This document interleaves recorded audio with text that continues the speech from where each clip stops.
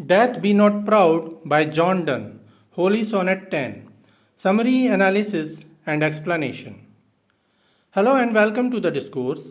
Death Be Not Proud is a metaphysical poem by John Donne that has been written in the structure of a sonnet. It has 14 lines with a rhythm scheme of ABBA, ABBA, CDDC, AA. The poem was first published in 1633 after John Donne's demise. This sonnet has religious connotations and it has been included in Donne's Holy Sonnets or Divine Meditations.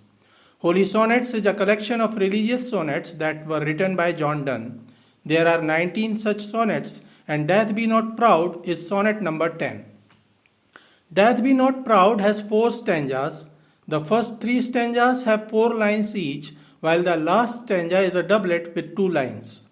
Sonnets are often written in praise of a loved one, but this is a holy sonnet that is inspired by Christian theology.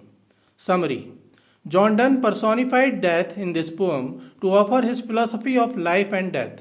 In the beginning, the poet warns the death and commands him not to feel pride in his powers. The poet suggests that while death thinks that he has eliminated his victims, the fact is that death just offered those tired souls some relief to rest. In the first stanza, the poet criticizes death and warns him against feeling pride in his powers. The poet suggests that death is not in command, rather, he is a slave to other forces like chance, fate, kings, and desperate men.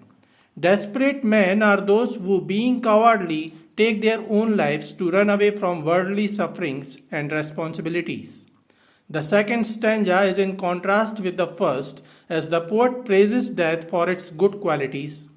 The poet suggests that death doesn't eliminate, but he offers rest and relief to its victims who are tired of life. Death offers a sound sleeping bed. In the third stanza, the poet again condemns death and suggests that even drugs like charms and poppy or opium can offer the desired relief. In the last stanza, the poet further condemns death while predicting the end of death itself by stating, "Death, thou shalt die." John Donne wrote this poem when he was suffering from typhoid and possible death. He contemplated and penned his thoughts in the form of this poem, whose first line resembles the opening of another contemporary poem, Death, Be Not Proud, Thy Hand Gave Not This Blow, which was written by Lucy Harrington Russell, Countess of Bedford.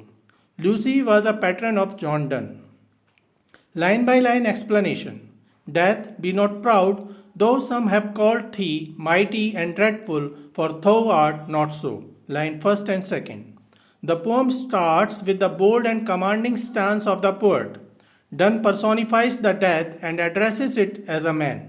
The poet commands death not to feel proud, as while many people consider death as dreadful, strong, and mighty, it is not true. When a poet addresses a person or thing who is not present or cannot respond, then it is known as apostrophe. John Donne offered one of the finest examples of apostrophe in this sonnet. He personifies the death itself as a guy in a black hood with a sickle in his hand. John Donne wrote this poem in such a manner that it appears as a direct confrontation between the death personified and the poet. The readers are just eavesdropping on this interesting conversation. Line 3 and 4. For those whom thou think'st thou dost overthrow, die not, poor death, nor yet canst thou kill me. The poet confronts death and tells him that though death considers himself mighty with the power to kill people, this is false. He further humiliates death and shows pity by addressing him as poor death. Donne used the term overthrow for killing. What he means is that death feels that he revolted against the king life and took life's empire. However, Donne says that the victims of death don't actually die, nor death can kill the poet. The first stanza ends here. Line 5 and 6. From rest and sleep, which but thy pictures we, much pleasure than from thee much more must flow. In the second stanza, the poet explains how death is being fooled. John Donne introduces the philosophy and specifically the idea of Christian eternity, which suggests that while death thinks that he killed people, but it is just a way through which people pass through to a new eternal life. The poet says that while death thinks that it killed people, he only induces rest and sleep for his victims who ultimately attain the new eternal life. It resembles the Hindu philosophy of eternal soul. Death is just a process through which a soul changes its cloth or body. The poet further ridicules death by claiming that while he thinks he is causing suffering to his victims, he only brings rest, sleep, comfort, and pleasure. The poet says that rest and sleep are the pictures of death. Since both rest and sleep bring comfort, pleasure, and rejuvenation to a tired body, the poet says that death only brings pleasure to a person when death meets him. Comparing death with sleep or eternal rest is a classical Christian metaphor that has been used many times. For example, St. Augustine wrote that he won't know what rest is really like until he rests with God in heaven. As a matter of fact, the poem is convincing the readers that they should not be afraid of death. Let us suppose a person is afraid of trying skydiving, so his friends may suggest to him that there is nothing to worry about, as skydiving is just similar to a super fun roller coaster ride. In the same manner, the poet is suggesting that death is nothing but sleep and eternal rest that brings ultimate pleasure. Line 7 8. And soon as our best men with thee do go, rest of their bones and souls delivery. The poet says that the best men or the most cherished persons follow death as they need to rest their bones and free their souls from worldly pain and sufferings. Donne used the word delivery to express freedom as it offers the idea of rebirth or new life after death. Thus, he brings upon the idea of Christian afterlife here.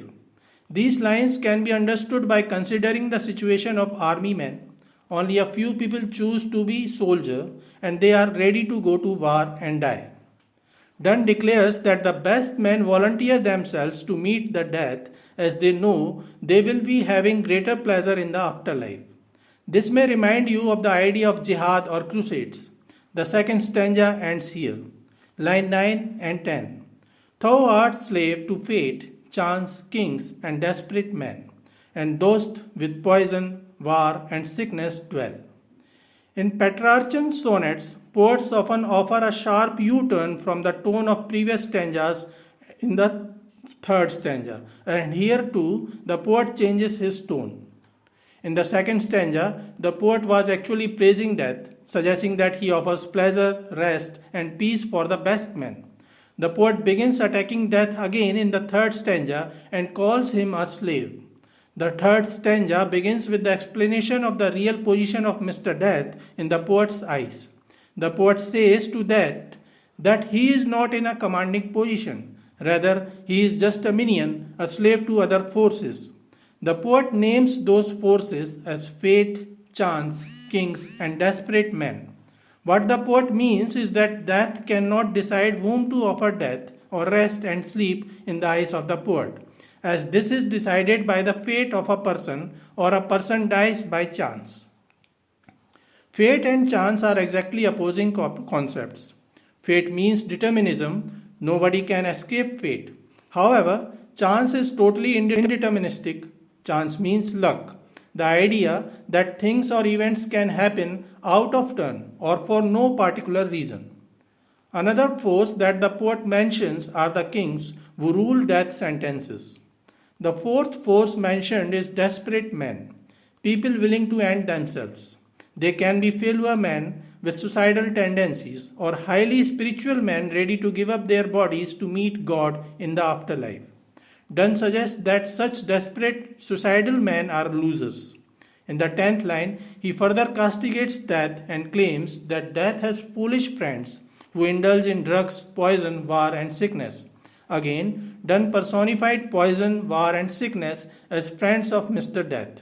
The common thing in poison, war, and sickness or pandemic is that all these three things kill many people and thus accompany death. Line 11 and 12. And poppy or charms can make us sleep as well and better than thy stroke. Why swellst thou then?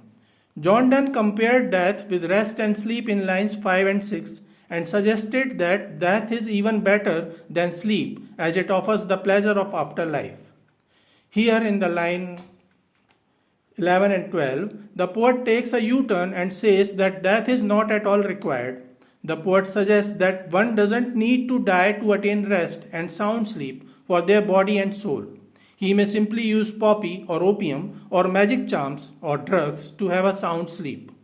In the lines 5 and 6, the poet was actually praising death as it offers pleasurable afterlife. But here, the poet is engaged in insulting death.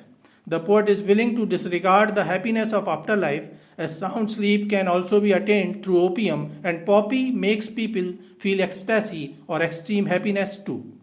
The poet suggests that poppy or magic charms can offer more happiness and better sleep than death.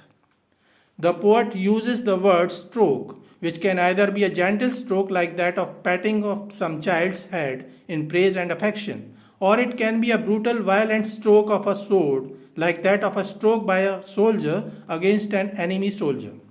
The poet then questions death, why it feels so proud and swells in pride when it is clear that poppy and magic charms can do a much better job. The third stanza ends with this rhetorical question. Line 13 and 14, the last stanza. One short sleep past, we wake eternally, and death shall be no more. Death, thou shalt die. In the last stanza, that is, in lines 13 and 14, the poet again brings upon the Christian idea of death. According to Christian theology, death is just like a long slumber. When a person dies, he enters in deep sleep, and just before the end of the world, that is, on Judgment Day, Christians believe that Christ will wake up all and will take all good souls to heaven, where they all will enjoy eternal life. In a way, the poet accepts death and suggests that it is nothing but a deep slumber that will appear very short when he will be raised by Jesus at the end of the world.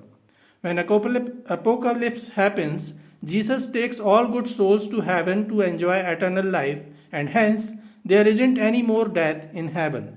Thus, the poet offers his final verdict, that thou shalt die. This is it for today. We will discuss another important work by John Donne in the next video. Please stay connected with the discourse. Thanks and regards.